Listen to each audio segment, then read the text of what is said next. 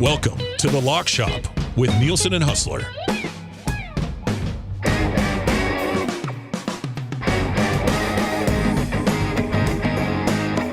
$11:01 on the Lock Shop. Here I am again, only guy to be on both shows this week. Nobody more committed to the Lock Shop than Dusty. I see Awanik over in the chat says hashtag justice for Huss. It's funny that Awanik would be in the chat when I offered him a chance to do the Lock Shop today, and he said, "Oh no, I don't like the Lock Shop." I said, "No, that's weird because I love it, so I'm going to do it." That's how that story went down.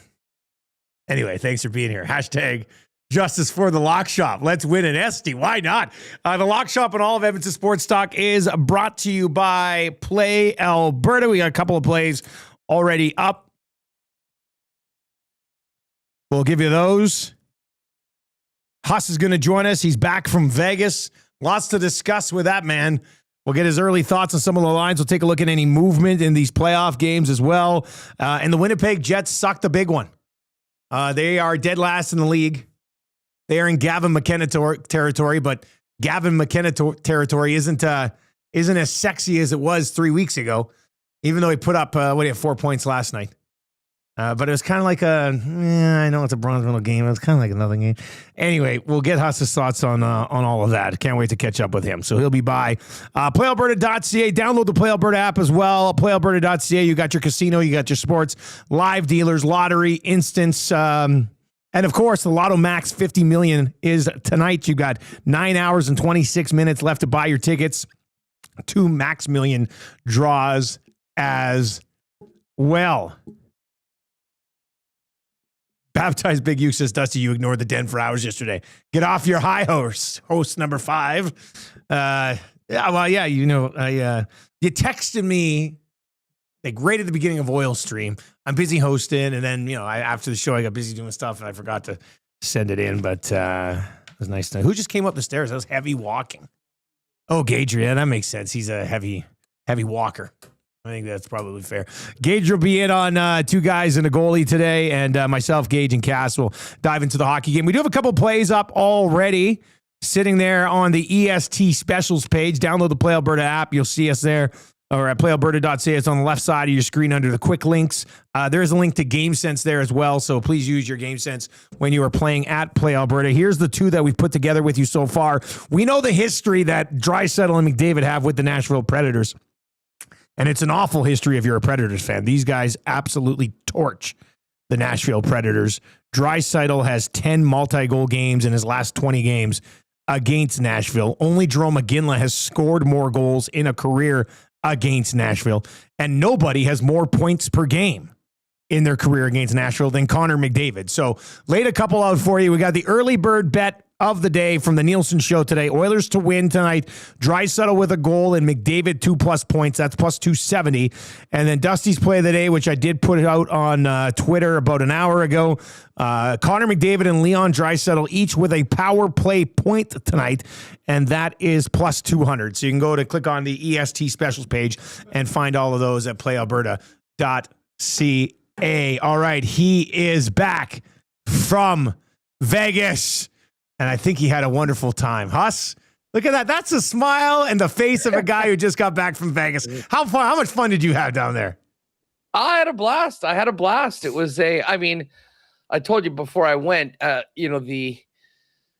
I got the seats for week 18, I was worried that maybe the Chiefs would be resting guys in advance of the playoffs. I did not imagine it would be basically the NFL's version of a bum fight between the practice roster of the Chiefs and the worst team in the National Football League. But oh, we lost him. Oh, no. He just said, but it sounded like there was a great story coming there. There he is. He's back. We got you back, Huss. I don't expect that anybody actually watched that game. It was the most insignificant. It actually ended up being just hilarious. I mean, both teams were incredibly incompetent for the majority of the football game. It was 6-all, then it was 9-6. Raiders got a safety, which ended up being very key to go up 11-6 in the fourth quarter. But then in true Raider fashion, fumbled the kickoff from the safety, allowing the Chiefs to be in field goal range. They made it 11-9, got the ball back, hit one offensive play, and went up 12-11. And then the Raiders came back, and Carlson hit a 60-yard nuke with like 10 seconds left to give them the win. I was sort of hoping the Chiefs would lose because I wanted a top 10 pick for the Chiefs. For Raider fans, the Giants had already lost in the early slate, so they were guaranteed of the number one pick overall. So they wanted to win, send Pete Carroll off with the W. I mean, they had one home win all year. It actually ended up being a really fun finish. The crowd was awesome. I got to give Raider fans, I give them a lot of a hard time and all that. It was impressive for a 2-13 team. What was to the have split? that sort of Like, what support. was it? Chiefs fans to Raiders fans? What was it? Well, it was funny. Looking across the way, like behind the Chiefs bench, there was a ton of red. It wasn't quite like last year, which was like 60, 70% Chiefs fans. But where I was at, there was a little bit of red, but it was a lot of Raider fans. I think a lot of season ticket holders, a lot of people that were behind their teams. So it was it's an incredible stadium. If you have the opportunity to get there, I mean, go. And you know, on the way out, everyone was fired up. They're chanting Mendoza. They want Fernando Mendoza from Indiana. They're on the clock. And, you know, obviously the one thing that I was paying close attention to was Kelsey. He ended up getting 13,000 yards in his career, which is a pretty crazy milestone. And all the crowd was on him after the game. He didn't say whether he was going to be playing or not. So if it ends up that was his game, his final game, cool to be there for a guy that's been meant so much to the Chiefs. But I couldn't help but think, I mean, this is not the way that a guy like that wants to go out without Mahomes in the game, in a nothing game against the worst team in the league. But I'll tell you what, dude, I headed back to the sports book afterwards and set up shop for that Pittsburgh Ravens game. Yes. And the Canada-Czechia game as well. I mean, you want to talk about a crazy scene in a sports bar. The last 5 minutes of that Pittsburgh Ravens game was absolutely bananas. And at the same time, there was a bunch of Canadians where I was watching the ups and downs of that semifinal. So, yeah, I mean, we got a good. And then to talk where were you at Circa? Were you back at Circa there? I wasn't back at Circa. Okay, I was on the strip after that, just close to the. Oh yeah, that's right there. Yeah. Okay. I did a crazy shift at Circa on Saturday though. Basically set up shop for both of the playoff games. I mean, a good 6.5. Yes. Few quick runs over for King Cans at the fuel spot right by. You got to order barbecue right to the seats there, and it was wild. Tons of Seahawk fans, tons of Niner fans there for that. So it had it was the next best thing to being at the game, and now we're set for the playoffs and wild card weekend. So had a great time. Yeah, Circa. If you're ever down on Fremont, I would suggest personally, like I have way more fun on Fremont. I think it's a little bit more affordable. Vegas is so expensive now; it's crazy, man. But the Circa Sportsbook is the best on the planet, I think. I mean, it is just absolutely phenomenal. And I got a chance to take a look, Dusty. I should have sent you the picture. The Sports Betting Hall of Fame is right there. Is Lock Shop in there yet? So, well, no, but we need to get some winners. We need to run the table in the playoffs to get our spot. Hey, we've been close to that in the past.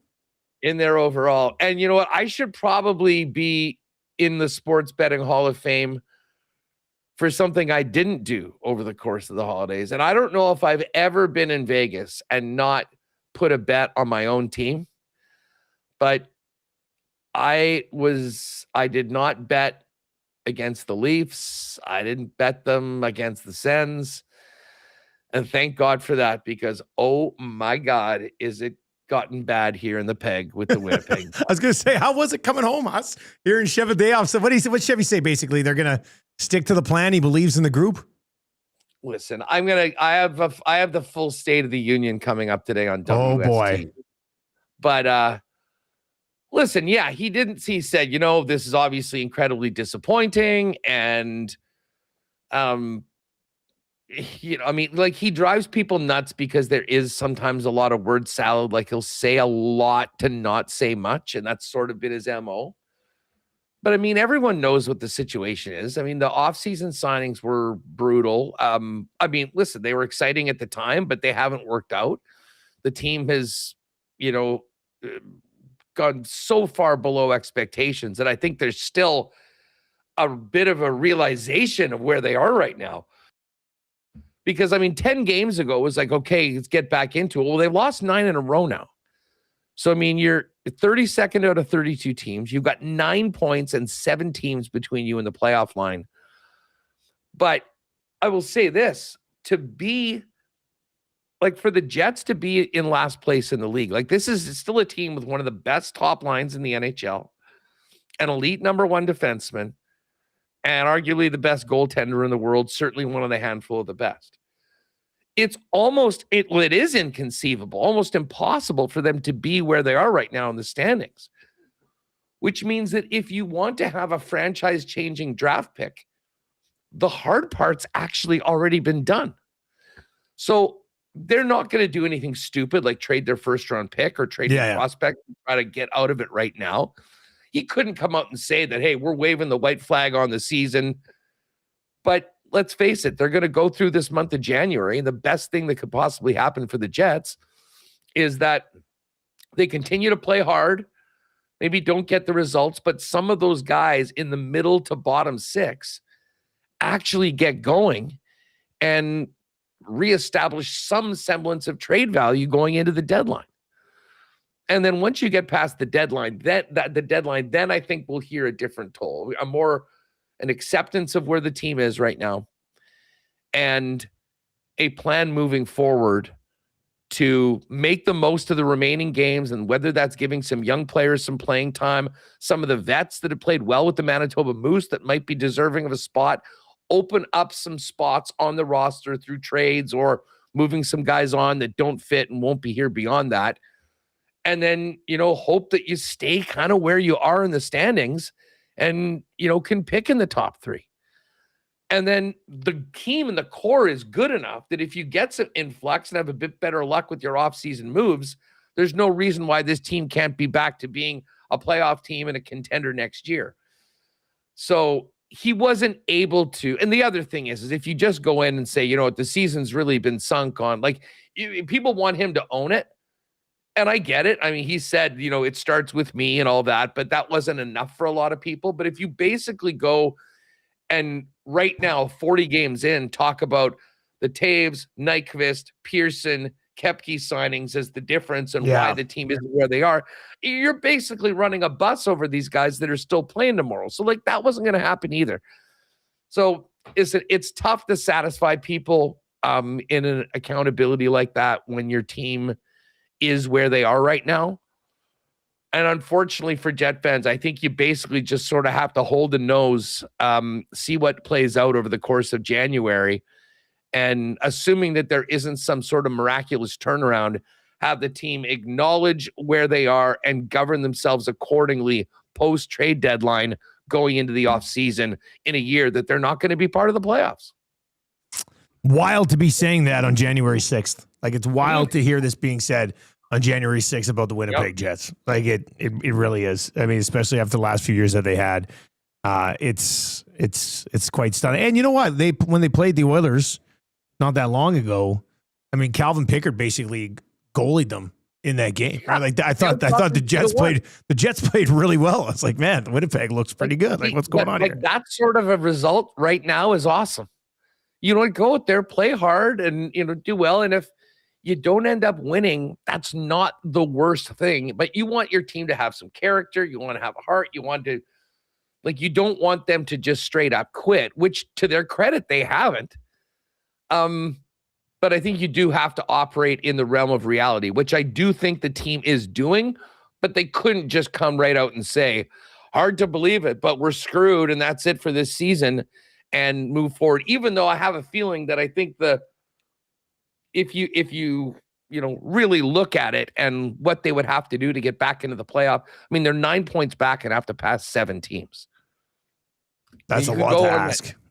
You can go on a 10-game winning streak, and then you're getting right into the mix. You'd have to keep on doing that. So, while it might not be official to some, I think, if you understand how points are going, it's the most bizarre thing right now, because you never want to be in a situation where your fans are sort of hoping that you don't win. I mean, it's just bizarre, man. I mean, being at that Chief Raider game where no one wanted to win. Yeah. And now coming into this game against Vegas. I mean, Vegas has only won 1 of their last 9 games. Yeah, well, and that's why I was looking at it. I was going to say, that's where I wanted to go next, because we're on hockey. We'll stay with the slate. I was like, all of this talk about the Jets, and then you look at it, they're a minus 111 favorite against Vegas tonight. Listen, the odds have not really tweaked very much. I mean, they've been on my do not bet list for a while, just because I watch them every night, and it seems like anything that can happen will. But yeah, it's basically a pick 'em, because Vegas hasn't been doing much better. And Seattle's been doing really well. So there are 5 teams within 1 point of first place in the Oilers division. A division in which every single team has a negative goal differential. So it's a really bizarre division right now out here in Edmonton. The entire standings are crazy. I mean, the 3 best teams in the NHL are all in the Central Division. Pittsburgh is holding down the second wild card in the East. They're 8 games above 500. They're in 8th place. 8 games above 500 would make you the number 1 team in the Pacific. Vegas is still in first, despite having 1 win in their last 9 games. And they're in first place. I mean, I guess they're tied with Edmonton, but they have 2 games in hand. They have 2 games in hand, yeah. And then you look at the playoff line, and this is why I think you can't come out and say, oh, the season's over. I mean, the wild card teams are 3 games above 500 and 4 games above 500. In the other teams, San Jose, 2 over, Utah, 500, Nashville, 1 game over, St. Louis and Calgary, 1 game under, Calgary 2, Vancouver 4, Winnipeg 6, with 9 straight losses. It'll be 10 if it happens tonight. So you know what's crazy is the Columbus Blue Jackets are dead last in the East with 43 points. That would put them 2 points out of top spot in the Pacific Division.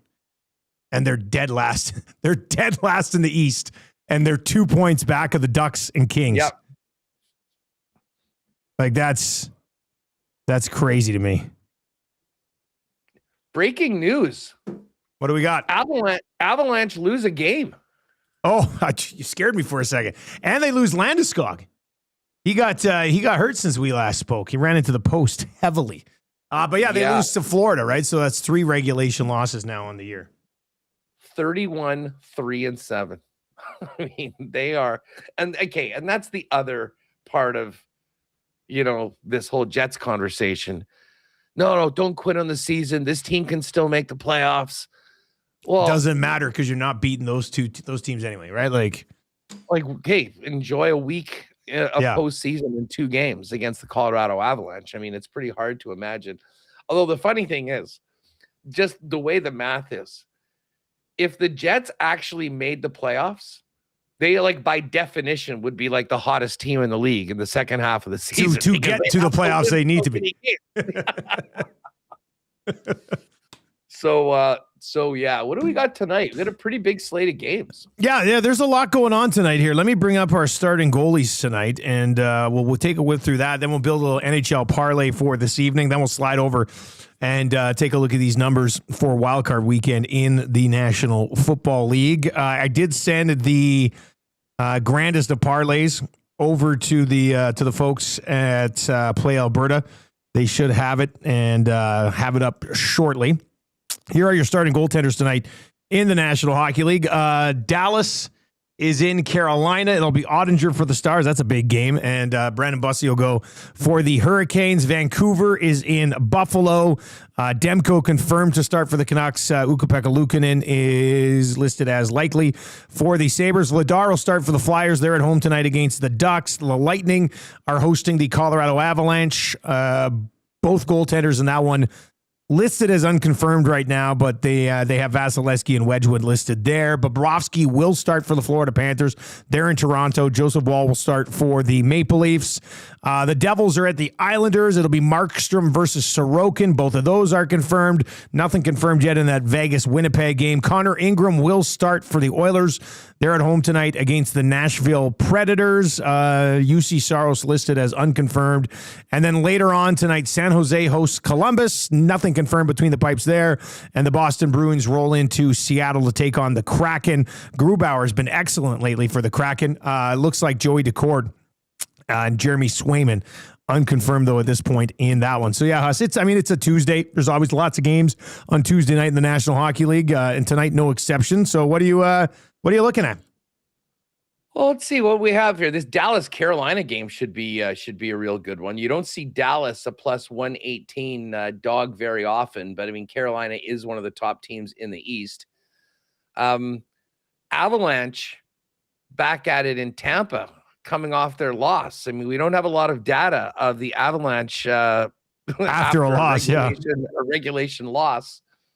But I don't mind. I mean, anytime we can see the Colorado Avalanche with a minus 115, I think has to be somewhat interesting to take. Now, Florida is in Toronto.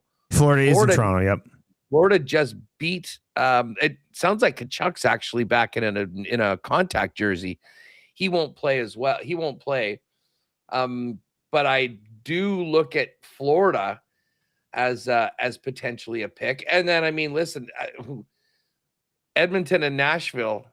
What number do you have on Edmonton? Right now, minus 156. Does that not seem low considering? I mean the way that they've owned Nashville, you're thinking it should be more like minus 180 type of thing? That's what I thought it would be. Yeah. Yeah, minus 156 does seem a little bit low. I mean, the Oilers since Christmas they played 4 games. They're 1-3. Like they haven't been what they were before Christmas. But all of their big guns absolutely torch the Nashville Predators. Nashville has won. What have won here? 6 of their last 8. And aren't as bad as they were at the beginning of the year. But yeah, I would say that minus 156 seems a little light. The another team that is like the Kraken have actually been playing quite well. They've won 3 in a row. They're 7-2-1 in their last 10. They're plus money at home against the Boston Bruins. Bruins have won 2 in a row, but they've only won 3 of their last 10 games. If we're looking for a home dog, I might throw the Kraken into the mix. But certainly, I like this. Seems like I like that Florida play for you for sure too. I do like that.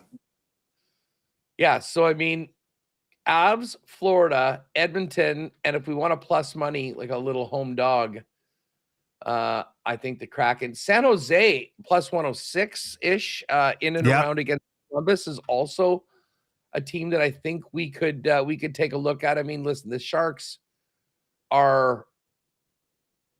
I mean, listen, they're a team they're exciting. I don't know how much you can really count on them, but I mean, they're right there with the Columbus Blue Jackets. That to me is a pick 'em, and it is home money. So I don't know if we want to throw one of those late game home dogs on the board. I'm certainly in on the Sharks or Kraken.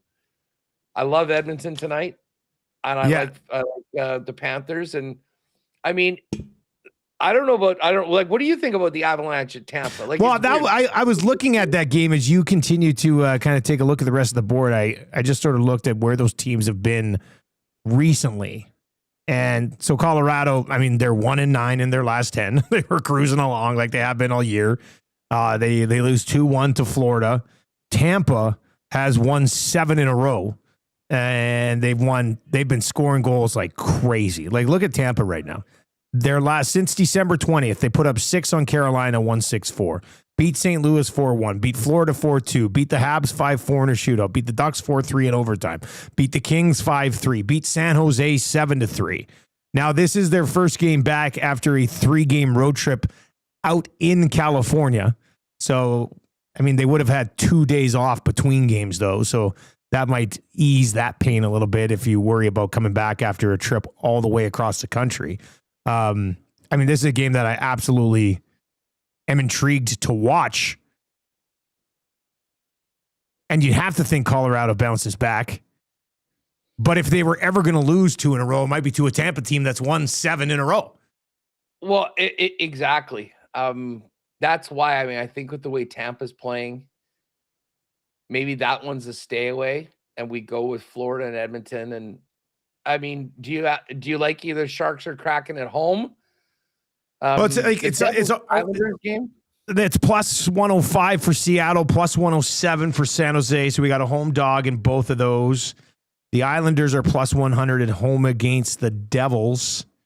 Haven't looked into that one yet. Let's take a quick peek at. What did you say that? What were the goalies again? Is Varlamov going? It's Markstrom versus Sorokin. Sorokin, Varlamov. Why do I always get him mixed up? Islanders have kind of been win 1, lose 1. Devils have lost 5 of their last 7. Their 2 wins over Columbus and Utah. I don't know, man. I think I can be convinced on either one of those home dogs. Like, Seattle's been rolling. Now, Grubauer's been a big part of it. He's probably not going to go tonight. So I think I might like San Jose, actually, a plus 107 at home, maybe even a little bit more. But I'm good on good on either one. I mean, Islanders are what do we have on the Islanders? About even money? They're plus 100. Yeah, they're plus 100. I mean, listen, I think the Islanders are a team that I think we could kind of think about jumping on as well. I mean, like, they're right now second in the Metropolitan. I mean, their last 10 games, they've been just sort of, whatever, 5-4, 5-4-1, Devils 4-5-1. But Islanders pretty good at home, 13-8-2.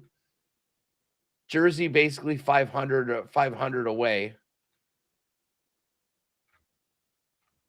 But yeah, you like San Jose out of those 3? I don't know. I mean, I'm always a big Sorokin guy. He's a 9-10 save percentage, 2 point. Actually, Riddick's got great numbers for the Islanders so far this year, too. He's been good, 907, yeah. I think. I was just looking at it earlier today. Yeah. Man, I'd like, yeah. What does the chat say? Islanders or Sharks? Yeah. Kind of leaning Islanders now. But yeah, let us know. We like the Sharks. We don't mind the Kraken. And we like the Islanders. We're looking to put them with Florida, who's on the road in Toronto. And then Edmonton, who gets Nashville here at home. Big Uke is saying the Sharks. Northside Sandwich says, I personally would take the Sharks. If you do want to chime in here, 780-218-9999. Maybe it's the Sharks. Maybe we stay with what we kind of were thinking before. By the way, what an awesome handle at Gasoline. Yeah, that's Tommy Gazzola. Is that Tom? I think it's Tommy. Doesn't have the hammer next to it, but he's got a couple of accounts. And he was saying he's lost like 20 bets in a row. So he said he needs a win. Gasoline. Oh, geez. I thought that was just one of Tom's fans. That's even better if that's one of his YouTube aliases. Let's go Sharks, Huss. Let's go Sharks. All right. Okay, we'll go Sharks. Sharks, Oil, Panthers. All right, we'll have that up. We'll get a little bit of a boost on it. What is it before the boost? Let's see. Where are the Sharks here? Right around plus 525. So. Oh, nice. All right, Panthers money line, Oilers money line, Sharks money line. All right, so that'll be popping up on the EST specials page of Play Alberta. The grandest parlay is up as well already. Big Uke, we got that for you. Golden Knights money line, Draisaitl over 2.5 shots on goal, and Celebrini with a point tonight, plus 680, which is a pretty big number for those three. So if you want to hop on that, find that on the EST specials page as well. Huss, wildcard weekend, man. I know we'll make our official picks a little bit closer to this. But just in your general thoughts of the matchups and everything. I mean, I've been locked in on this since, well, basically the end of the Steelers-Ravens game. Yeah. Immediately went in. We've already seen a little bit of line movement, which we talk about. By the way, this was the first, Dusty. But on the way, so I get to the airport yesterday morning. Reba sends me a link for the Chevy broadcast. So I was going to get something to eat and whatever. I'm locked in on this, watching it, sending out some texts and tweets and whatnot. I realized I don't really have time to go to eat. It's about 20 minutes before boarding. And they've got all those slot machines like in and around that area. I've got a 20 on me. I put in the 20 into this slapper. Basically just blowing through it. I get something I was playing $1.50 a spin. I won like 80 cents and it gets me to 170. I'm like, all right, one more. Boom. Hit some bonus. It goes off $185 US, the last thing. And I'm like, okay, better catch this on, get right onto the plane. That's a first. That's never happened. So I'm thinking that maybe there are some good vibes coming in. I needed that Pittsburgh game too for our parlay on the weekend too. So I'm actually feeling in a very positive state now that the Chiefs are done. I'm a playoff free agent. We can see the board clearly and just make winning picks. Both of us. Who could imagine Lions and Chiefs both out, and now no Burrow. No, just before we get to this, no Mahomes. No Burrow, no Lamar. How much pressure is on Josh Allen and the Bills? So, buddy, you this morning, one of our questions on 3 Questions Too Many on the Nielsen Show was, which player in the National Football League playoffs is facing the most pressure? And instantly you think Josh Allen. But then we even dove into all of the teams. And after you go through and look at all of them, it's even more so Josh Allen. Because Bo Nix and Drake May, younger guys, they've got good defenses if they don't get it done. Same with Caleb Williams. It's something to build on. Trevor Lawrence has been awesome for the last little while, but he's not the strength of that Jacksonville team. They have a great defense. The Texans have a great defense, so some pressure's taken off the quarterbacks there. Nobody has any expectations for the Steelers. Nobody has any expectations for the Panthers. You could look at Matthew Stafford because he's probably going to be the MVP, but he's already won a Super Bowl. He's got that ticket. You can't even give me a legitimate case for anybody even to come remotely close to Josh Allen in this situation. No, 100%. 100%. The guys that normally would be those guys aren't in the party, and it's just Josh. Now, it's not like they're sitting back with home field. I mean, the path isn't going to be easy. They're starting off on the road. This game against the Jags is fascinating. I mean, your boy, the investment, Trevor Lawrence, I mean, they won out in the second half of the season to be where they are right now. And he has been playing. He's been playing pretty well. Especially when they keep the pocket clean, he's been picking teams apart. So I'm afraid as a guy who's, been invested in following Trevor Lawrence for a few years that there's going to be a game in the playoffs where you sit there and go, oh, that's Trevor Lawrence that we know over the last few years. I hope there isn't. But the thing with Josh Allen is that, James Cook had a phenomenal year, but if the Bills are going to go on a run here, it's going to have to just solely be, and even if they're going to beat Jacksonville, I think Josh Allen's going to have to be, maybe not superhuman, but he's going to undoubtedly have to be the best player on the field. I think there's no other way around it. It has to be him carrying a heavy, heavy load. Yeah, they're that 31st ranked run defense is not a great thing to have going into the playoffs. That's a major concern for the Buffalo Bills. Yeah. But he's going to have to be a bit of Superman. I think he can do it. I actually do think he can do it. But it also wouldn't surprise me if they didn't even win in week 1. No. I mean, with the way the Jags have been playing. I was surprised that the Packers opened as favorites over the Bears. Still are -1 right now. That one seemingly, but I mean, what's the money line? Like it's -1. I'm looking at -115 on the Pack, -103 on the Bears right now. Oh, okay. Yeah. I've seen a little closer in some other spots, but I mean, I just think about that game as a pick'em. And those teams had some wild games this season. And then there's the Panthers.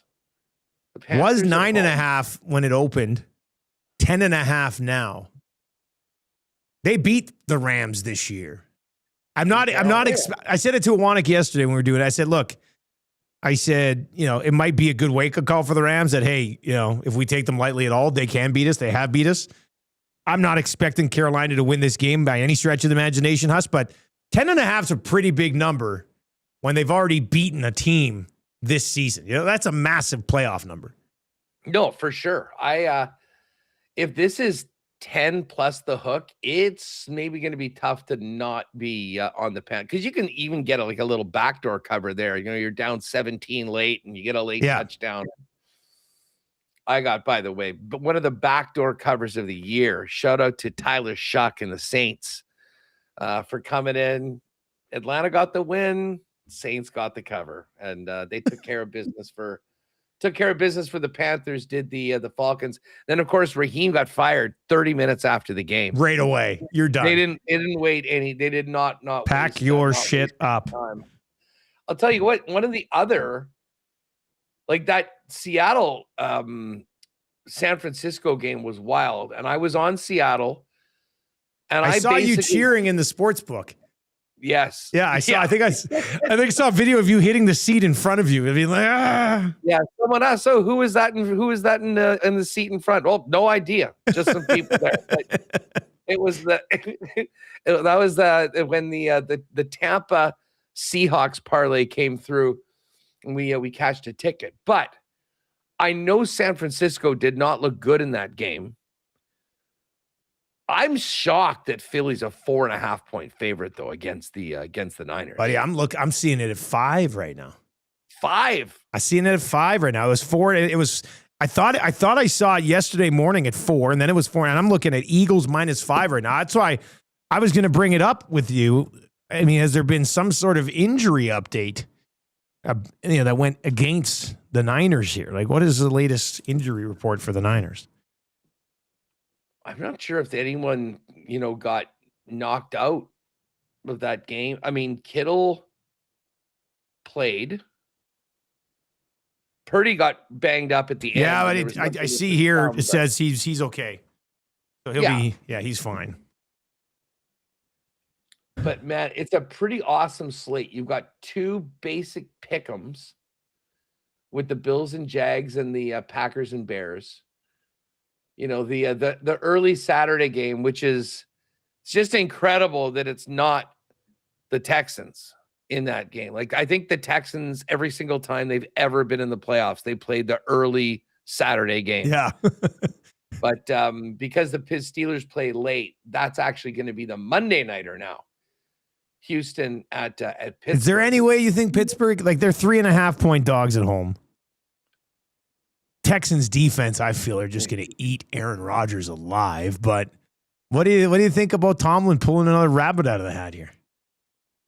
I gotta tell you, and full disclosure, I took Super Bowl futures on the Texans last week. Okay, like, I think that's like their defense can travel. And without any clear runaway team, like I could see them going in and beating Denver. I could see them going in and beating New England. I could also see them losing it in Pittsburgh on Monday night. Well, did not see that twist coming after what you started the sentence with. No, and that is sort of why. Like, I think I like Pittsburgh plus 3.5. Like the spread right now, and maybe I'll change my mind as we get closer to the weekend. But I gotta tell you, man, Aaron Rodgers was nails. in that game. And let's not forget that they did that without DK Metcalf, who's now coming back into the lineup, and he really does change things for them. I thought their line was good. TJ Watt was awesome, and Gainwell and Warren. Jane Warren in the backfield, really good. So I am not writing the Steelers off in this game, despite the fact that I think the Texans could win the AFC and potentially win the Super Bowl. Really, really intriguing game. You got a feeling on this Charger Patriot game? What are you at 3.5 for that one? It's 4. I'm looking at 4 right now. And it was 3.5. It was the same as the Texas Steelers yesterday. It's moved to Patriots -4.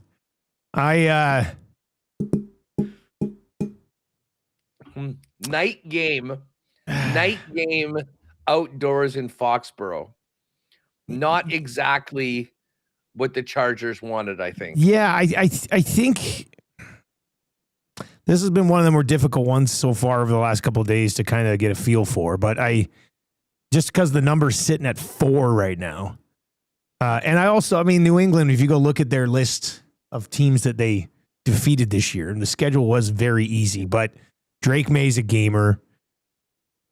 I think gun to my head, I'd probably go with the Pats here. But I hate that number. I hate the 4. I don't like it. But I think I'd probably lean Pats. Soft lean right now. I think I like the Patriots in this one too. They're, a really well-rounded, well-coached team. And as much as I like Herbert, Drake May, his season speaks for itself this year. I just think the Chargers coming from California all the way across the country, outdoors at night. Like, I wonder what the weather's going to be like for Foxborough. Foxborough weather. Let's see what we got here for the week. So this is next Sunday. Showers, high of 42, low of 28. So this game will be like 1 or 2 degrees Celsius probably around kickoff time, I'd imagine, once it gets dark and potentially wet. Probably goes into the favor of the Patriots. Yeah, because what's 42, like 5 or 6 degrees? It's like 5 degrees. 5, yeah, so it'll cool down throughout. Yeah. 30. And I think if I'm putting in a parlay, I'm probably moving it a bit from the 4. But I think I'd be on the Patriots there. Gun to your head. Bills, Jags. Who wins?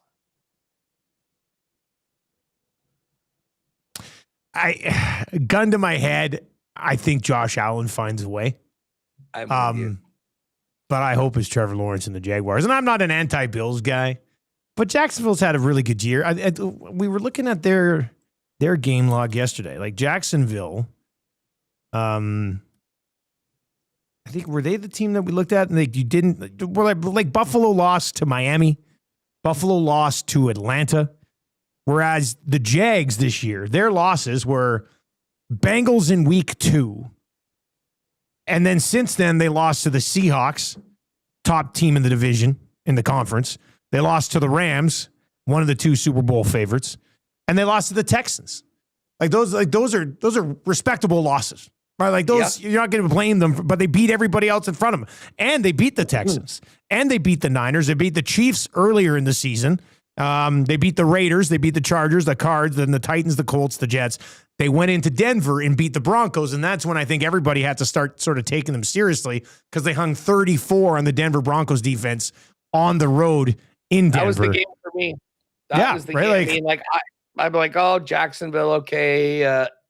That was the statement. That was the statement game for me. And that's why, if you'd asked me this, hey, Buffalo's going to be going to Jacksonville in week 1, what would the line be? I would say, well, probably Buffalo -3, Buffalo -4.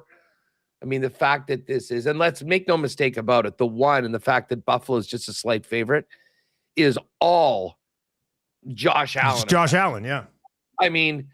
It's very difficult to make any argument that the Bills as a unit are better than the Jags based on the body of work so far this year. But it does come down to, and like Allen has done this before in the playoffs, like played incredibly well, played his best and put his team with a chance to win. I mean, the 13 seconds game, he never touched the ball again. Yeah. I mean, this is some stuff that, I mean, yeah, they've changed rules because of it and all that, but this really does seem like his opportunity to do it. Just quick note on the Jags. Rip City Step pointed this out yesterday. In the 8 games that they won to end the season, they won those games on average by over 19 points. On average, they were winning. Yeah, they were just crushing everybody. Like, they were playing some bad teams, but they were crushing all the bad teams. And they beat a couple of playoff teams along the way as well, including one that's a top seed in their conference. So yeah, and doubled them. I mean, what they won away 34-20. It was 34-20. Yeah, 31-20. They got a late field goal. So, let's get the latest. I mean, pre-playoffs, Super Bowl odds to win the whole thing. Where are we at? Okay, Seahawks plus 375, Rams plus 450, Broncos are 630, the Eagles are 910, the Pats are 980, the Bills are just over 10-1, the Texans are just over 11-1, the Jags are 1370, the Bears are 21-1, the Packers are 21-25, the Niners are plus 2475, the Chargers plus 2875, the Steelers at 48-1, and the Carolina Panthers at 169-1. So a long shot for the Carolina Panthers us. But when you look at that board, where's the best value, do you think? Well, as I say, I got the Texans last week at 12 or 13. Okay, yeah, and they're at 11-20 right now. So I still think that that's a team that, you know, when you think about what wins and what it would take to beat the top team in the NFC, having an elite defense is going to do that. So, I mean, I still like the value on the Texans. You know, the Seahawks looked so good. I think that was such a big win for the team, but also for Sam. I mean, remember what happened last year against the Lions in the 14-2 game? They lose, and then they're out against the Rams in that game. He did not play well. I think he answered some real questions. And I guess the question is, in the NFC, who's going to be able to go through them in Seattle and beat them and put up more points than they will against that Seahawks defense that held the Niners? And think about the way the Niners looked the week before against the Bears and then scored 3 points. By the way, did you hear about the Kyle Shanahan, this stat about when the Kyle Shanahan teams get down by 7 points? Was it something like 1 and 37? Yeah. Okay. Yeah, I did see that. I must have been on the game. They just do not come back, which is just bizarre. Because I mean, I think of him as one of the true brightest offensive minds in the entire league. I mean, that Bills number is pretty tempting. I mean, I think based on, like, if you want to run with, hey, who's the best quarterback? Who's the guy that's going to have the most impact on games? And combined with the path, I do think that the Bills are there. I'm certainly out on the Broncos. I'm out on the Eagles. Like, the Rams, I think, are really good, but their path, like, let's assume they beat, they're gonna probably beat Carolina. Yeah. But then that means they'll, in all likelihood, they'll have to go to Seattle unless the Niners beat the Eagles, right? Yes, which I could see happening. Yeah. And then if that happens, if the Niners beat the Eagles, then the Rams would get the Bears or the Packers. The Rams. They would get the Bears. They would get the Bears unless the Packers win. Then they could actually play the Niners if the Niners beat the Eagles. Yeah, if the Packers win, they'll play Seattle. Yeah, and then the Rams would get the winner of the other game. If the Bears win, they play on that other side. It is wild to see those teams with such long odds. What did you say the Green Bay number was? 21-25. Like, we've seen teams go from the bottom spot through. As I say, I think this is as wide open as we've seen.